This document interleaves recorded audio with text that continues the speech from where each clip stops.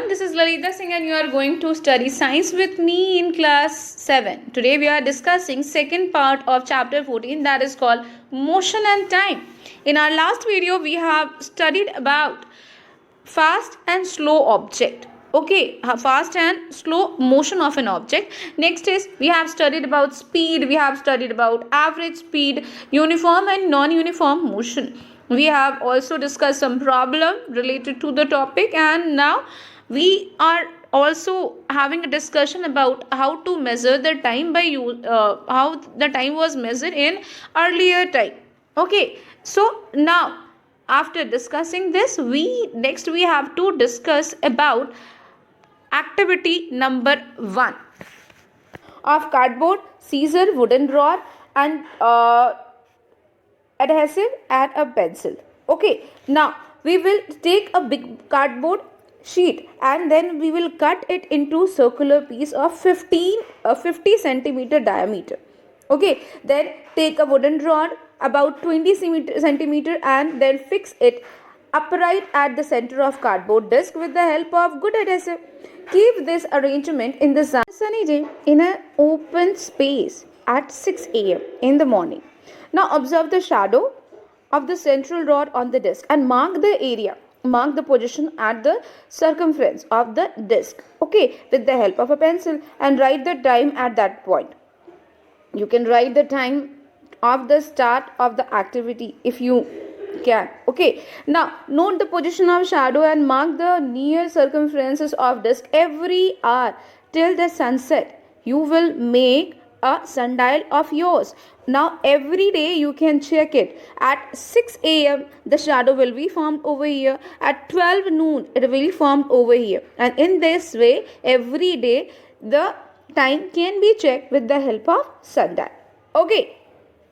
Now sundial have some limitation because it need sun rays. Okay, it need light of the sun to gives the time. But what about the night time? How can we check the time in night, during night, or a day which is cloudy or rainy? It will be very difficult.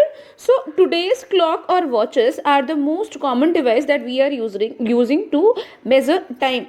Earlier, pendulum clock were developed based on the principle of periodic motion of simple pendulum. Today, clock and watches are refined form of pendulum clock.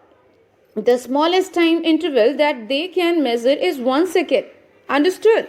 Now, the Indian Standard Time means IST is standard official time which is followed throughout the India. It is taken to be the local time at 82.5 degree E longitude. The standard Mediterranean of India that passes between Allahabad and Varanasi. Sometime beside measuring time, we also need to measure small time duration, also for instant time taken by a car during a race, time between two observation of an experiment to given a particular participant for a debate. Okay, means these are small interval of time that we need to measure. We cannot use a clock for it, so we are using a stopwatch for measuring these type of time duration. Means how much time you have taken to finish the race. Okay, how much time you have taken to finish the swimming particular length. Okay, it can be measured with the help of stopwatch.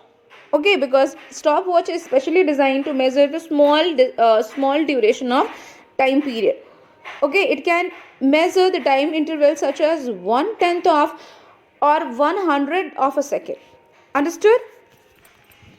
The time measured by Quetch clock is much more accurate than that by earlier mechanical clock. They have some electrical circuit and are run by one or more electric cell.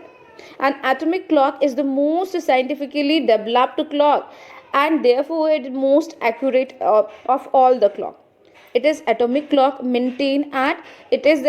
which is maintained at National Physical Laboratory NPL at Delhi, which is used to provide beeps before the morning news. The beeps indicate that standard time. The atomic clock is accurate up to a million part of a second. Understood. Now, what is the unit of time? We have been studying about it. The unit of time is what? Hours? No. Minute? No. It is second. Second is the smallest unit which we can measure with the help of our clock. Simple clock. Okay, so SI unit of the time is what? Second. For the convenience of measuring longer distance or multiple of second are used. For interval of smaller, then we use second. Okay, and if there is smaller time duration than a second, we use submultiples. For example, the multiple of second is minute, it can be hour. Okay, it can be a day, it can be a month or a year. You can see over here, 1 minute is equal to 60 seconds. 1 hour is equal to 60 minutes. Means what happened? 1 hour is equal to 3600 second, because 60 minute into 60 second is equal to 1 hour. Okay, now 1 day is having 24 hours in it.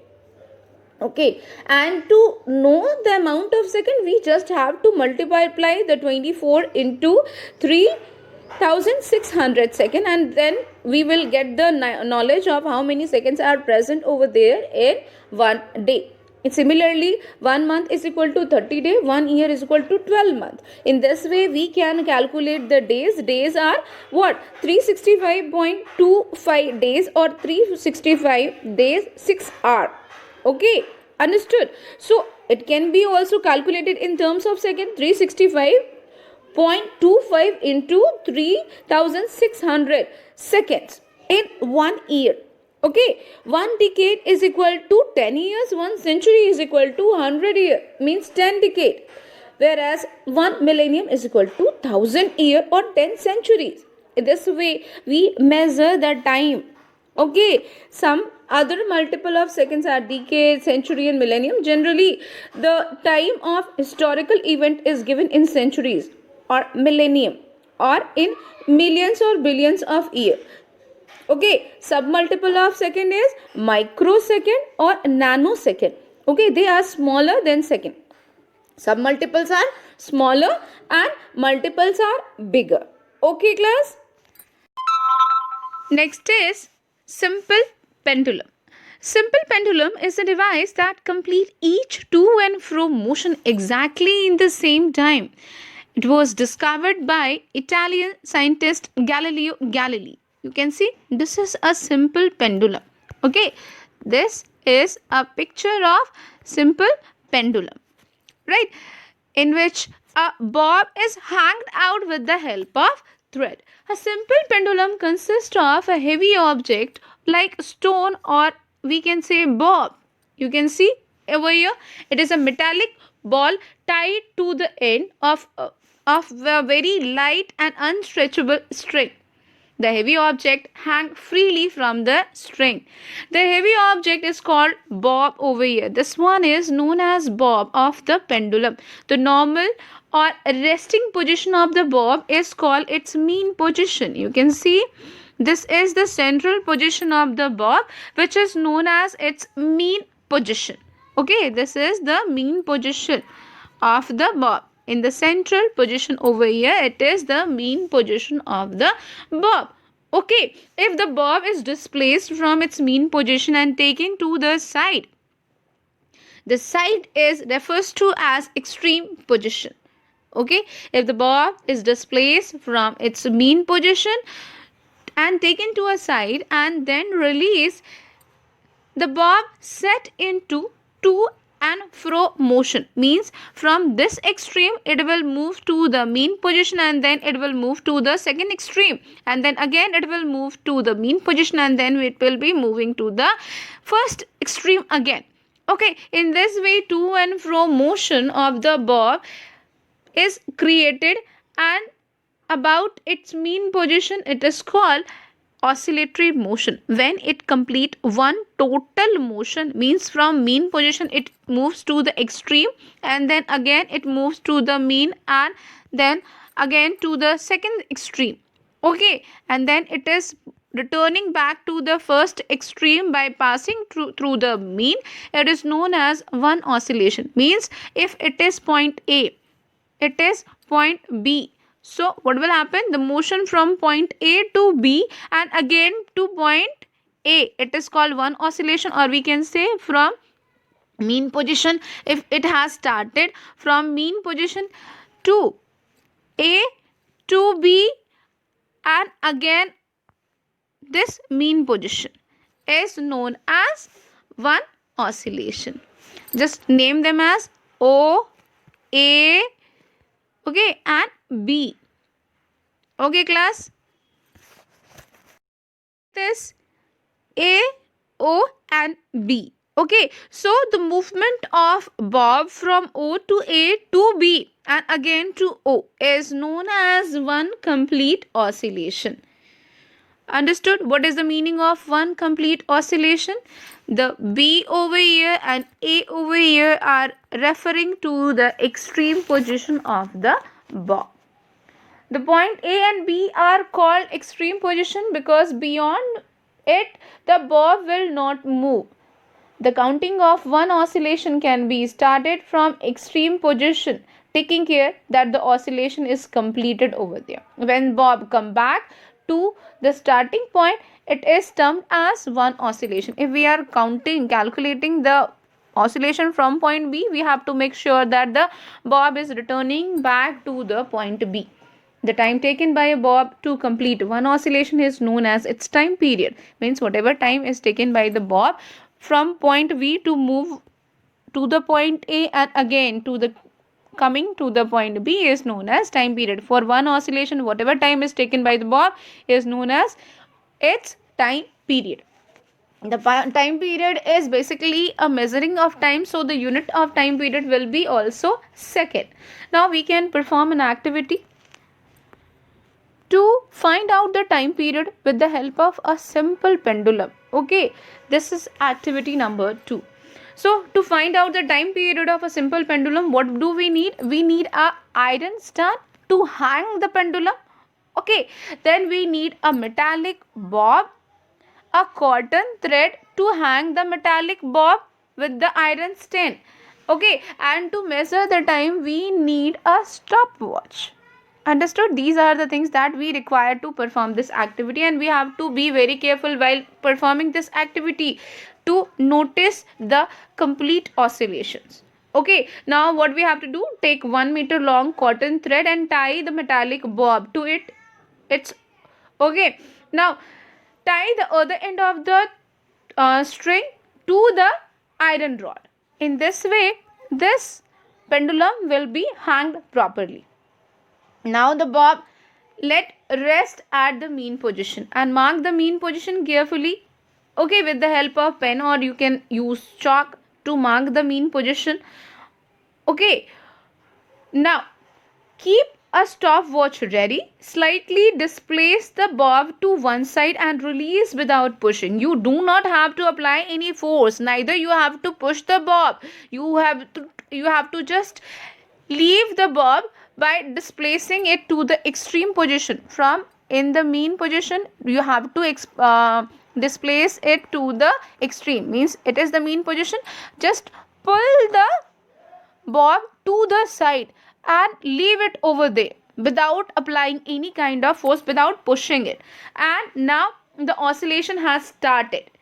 You can start the stopwatch in the same time when you are starting to read the oscillation. Count oscillations when the bob is moving. Okay, count up to 20 oscillations. Alright class, count up to 20 oscillation and let the stopwatch stop when the 20 oscillation has been finished. Okay, the same activity can be done for more than one time to ensure the correctness or erase the error from this experiment. See over here, we have done the same activity in this table given over here 20 times. To perform oscillation, the time of oscillation was 40 seconds. So per oscillation will be the time is equal to 40 by 20 because it has taken 40 seconds to complete one sorry, to complete 20 oscillations. So how much time is taken to complete one oscillation? It will be 40 by 20. It means 2 seconds. 2 seconds per oscillation. In the same manner, you will do this activity for 30 or 40 oscillation. You will count the time period over here for taken by the pendulum to complete 30 oscillation or 40 oscillation. Then you will divide and you will see the result. If all in all condition the time period comes to, then your experiment is totally correct. Or if not, just see in which of the two experiment you are having the same data. That same data will be the correct answer. Now, while performing this activity, what should be the precaution that one must follow? Precautions are, first one is the bob should be tightly tied to the string so that it cannot get untied. Okay. Next is there is no push should be applied by releasing the bob from the extreme position. You have to mark extreme as well. Now, third precaution that one must follow is displacement of the bob in the straight line should be done. Okay. And now last one is the pendulum does not touch any object while performing the oscillation, otherwise your data will be corrupted. Understood? And obviously we have to use a non-elastic string for it to perform this activity. Some fact about time period of simple pendulum. Galileo Galilei, born in 1564, died in 1642 AD, found the pendulum of a given length always take the same time to complete one oscillation. Is it true? Just we can calculate it by performing a simple activity to study the effect of length on the time period of a simple pendulum. Okay, for performing this activity, we need an iron stand in the same manner like over here. Okay, we need an iron stand and we need a cotton thread, bob and stopwatch. Okay, we need all these things that we have required in our previous activity. Now what will we do? What will be doing? We will take the iron stand, we will tie the thread to it, but we will take notice about maintaining the length of the thread. For example, for the first time when we are performing the activity by displacing the pendulum, okay, the thread length should be like 20 centimeter. In next time we can take the thread length like 30 centimeter, and later on we can take the thread length as 40 centimeter as well. Okay, and in all these time what we will do, we will displace the pendulum from its mean position and we will calculate the time period. Understood? For 20 oscillation each, we will calculate the time period with the help of stopwatch. We will write down in our table. Okay, then again for 30 centimeter long thread we will again perform same activity, and for 40 centimeter long thread we will again perform same activity. Just see, do you find any difference between them?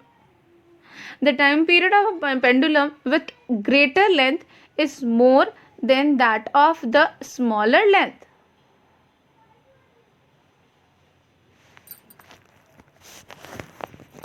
And what we will observe in this activity, we will observe that there is no difference in time period even though we are changing the location of extreme position.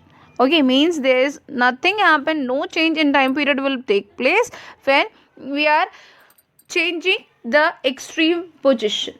But what we have to make very sure that the pendulum should be displaced in straight line. Understand, class?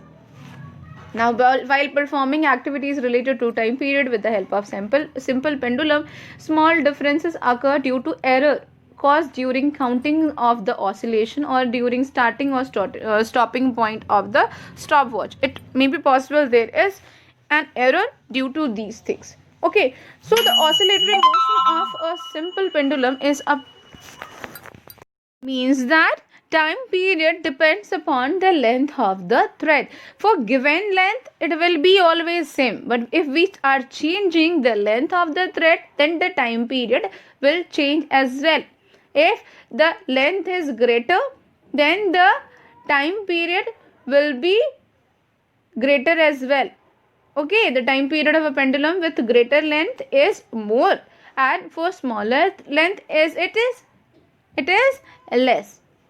Okay, now let us perform an activity to find out. It is activity number 4. Let us perform this activity to find out the displacement of bob. Does it have any effect on time period of a simple pendulum? So again, to perform this activity, we need an iron stand, a bob or thread, okay, to hang the bob, and a stopwatch. Again, we will repeat the second experiment that we have done. We will again attach the whole setup together like this. Okay, and in this experiment, we will change the extreme position every time. Okay, and what we will observe after changing it, we will observe that there is no difference in the time period. Even though we are changing the extreme position, there is no difference or no effect on time period of a simple pendulum.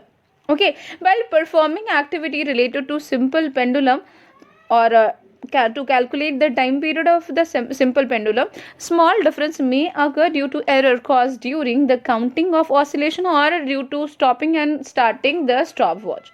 The oscillatory motion of a simple pendulum is a periodic motion because it is repeating itself after a certain period of time. Every time it repeats its motion, and the time limit over here for repetition is limited. Okay, is fixed. So it is a periodic motion. And second thing is that the simple pendulum whose time period is 2 seconds is called second pendulum.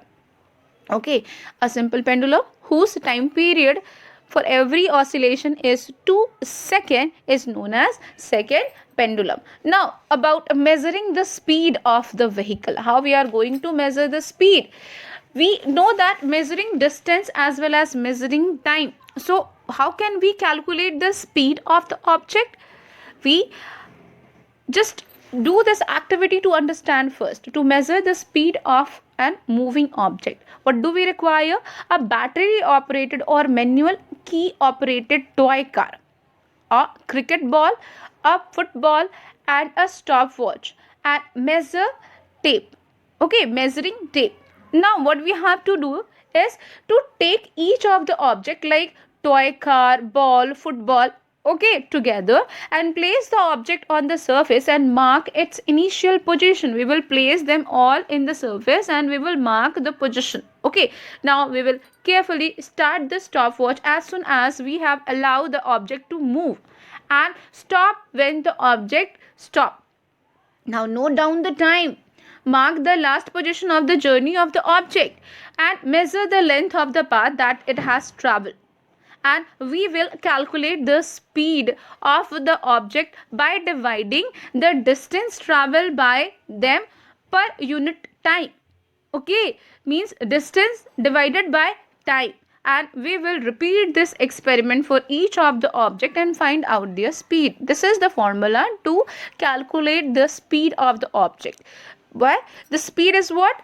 Speed depends upon distance and time. How much distance has been traveled in how much time? So it is calculated as distance per unit time, distance by time. We know that the SI unit of distance is meter and time is second. So the speed SI unit is meter per second. Okay, class.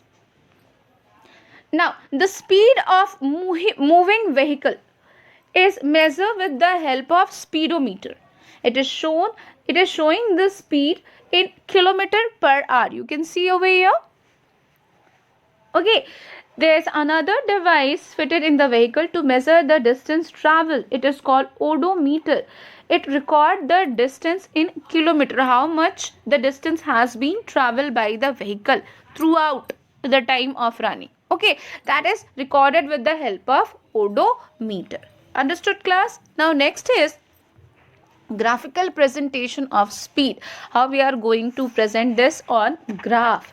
We can present it by providing the information of speed, about a distance, about time. If we are having the knowledge of distance and time, we can easily put them in graph. Okay, the data present in the form of picture is called pictograph. The presentation of an information or data in the form of graph is called graphical representation. Like we are having data of the vehicle, how much time it has taken to complete how much distance, then of course we can put it in the form of graph. Understood? And this graphical representation is seen like this. Okay, it can be like this. This is the graphical presentation. Okay, class. Now see, what is graph? Graph are various type. Basically, there is bar graph. This is known as bar graph. Okay. Next is pie chart. This is pie chart. Or line graph. So this is line graph. Means graph can be of many type. Okay, and now we are going to study how to make a graph. Okay, for making graph we need graph paper. We need graph paper. This graph paper is having several lines drawn on it. If you will look very carefully, you will see that every box contains 10 standing and 10 sleeping line. Okay, which is dividing the boxes into 10 small boxes. Okay, in standing way and in sleeping way. So this is how a graph paper look like. To make a graph on the graph paper, we need to divide the graph paper into 4 equal parts by drawing 2 perpendicular lines. One is sleeping in condition and the second one is standing in condition. The sleeping and standing lines over here, which has been drawn by us, are known as axis. Okay, are known as axis, and the point where both of the axes meet is known as origin. It is represented as O. Okay, it is represented as O. Now the standing line over here is known as y-axis, while the sleeping line is known as x-axis. Okay, as shown in figure, you can see x dash is x-axis, whereas y dash is y-axis. The value of two are interrelated quantities. Okay, and represented on these axes. The value of x and y is interrelated quantities, and they can be shown over here in the diagram or in the graph. The value of two given quantities presented in a tabular forms price data. An appropriate scale is chosen to represent the value of these two given quantities. Just see over here. This is what the data has been given. Okay. Understood? This is what the data has been given: time taken and distance traveled. These are the two related data that we will use to make a graph. Okay, an appropriate scale we will choose to make this like the data are given in minute and the distance has been given as kilometers.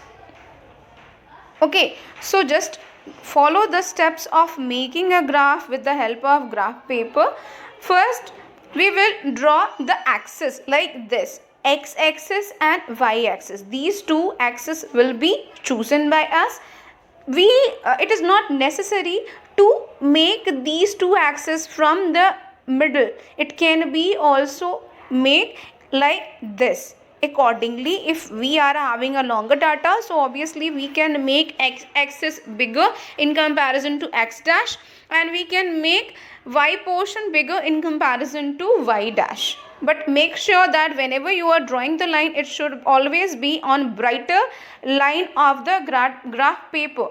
Okay, now we will choose an appropriate scale to represent the each sections over here. For example, just see one box over here has chosen for 5 minutes. Okay, one box is chosen over here for 5 minutes, and over here one box in distance has been chosen for 2 kilometer. Okay, 2 kilometers. So this way we will choose the data accordingly and we will write it on the top of the graph paper. Now presentation of data will be done on the two axes. Okay, like these datas are given over here. We will put them on the graph paper. Now let's make a distance time graph with the help of graph paper. A distance time graph is a graphical presentation which depicts an interrelationship between two quantities, that is distance and time. It is presented by a line graph. This is a line graph. Okay, this is a line graph because we are simply drawing a line based on the data. Okay, this is called line graph. Now drawing a distance time graph is very simple.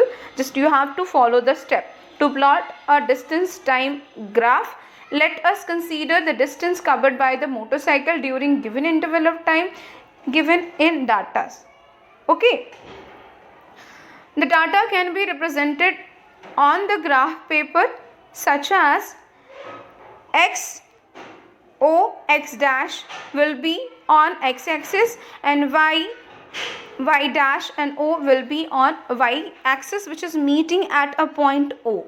Okay, now we will select the quantities represented along the x-axis and y-axis. Alright, so we have chosen for x-axis is time. We are representing time on x-axis and we are representing distance on y-axis. Clear? We are representing time on x-axis and we are representing time distance for y-axis. Now, after selecting the quantity represented along the x and y axis, what we have to do? We have to mark the area according to the given data. Okay, first we are going to choose appropriate scale over here. For time, see over here, 1 centimeter is equal to 5 minutes. We have taken this whole box. Okay, whole box is a distance of 1 centimeter. Okay, 1 centimeter. So we are taking it as 5 minutes.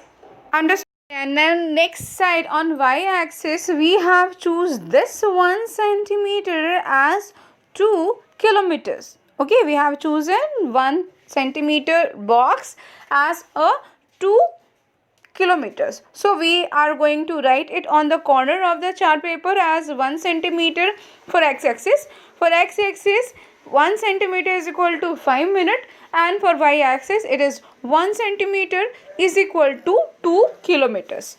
Okay, in this way the data, the scale will be written over there. Now we will mark the value of time and distance accordingly as given in the datas over here. For example, the first point is given as 0 minute 0 kilometer. Okay, where it is just see over here which portion is marked as 0. Okay, 0 in x-axis is over here as well as 0 on y-axis is the first point. Okay, which is represented over here as pink dot. Understood? Now the second data, just look at this. What is the second data? Okay, time 5 minutes and distance 2 kilometer. Now see, where is the 5 minute? 5 minute. Okay, we have to go in upward direction for 5 minutes. This is the line. Okay, this is the line over here. And now 2, where these two lines intersect each other, 5 and 2, 5 on x-axis and 2 on y-axis. The point where they both are intersecting each other will be the point that should be marked, and this is represented as over here with the help of this pink dot. Okay, now third point is 10 minutes and 4 kilometer. Okay, 10 minutes means we have to mark for 10 minutes on x-axis and 4 for y-axis. So just look at over here where we have marked it 10, right? 10 on x-axis and 4 on y-axis. Both of them are intersecting at the point over here. Just move in the downward direction, it will appear as 10, and move in the sidewise direction, it will appear 4. Understood? In this way we will mark 4, and later on all of the datas will be marked accordingly. Understood? All of the data will be marked accordingly, and in this way the dots will be ready and you have to take help of a scale to draw a single line which is connecting all these dots together. This will be your graph. Okay, this will be your graph. Now one more thing that has to be remembered while measuring, while putting the datas over here on the on x-axis or on y-axis, we are going to take multiples. Like if we have started with a 5, it will not move toward as a 6. Now it will be 7.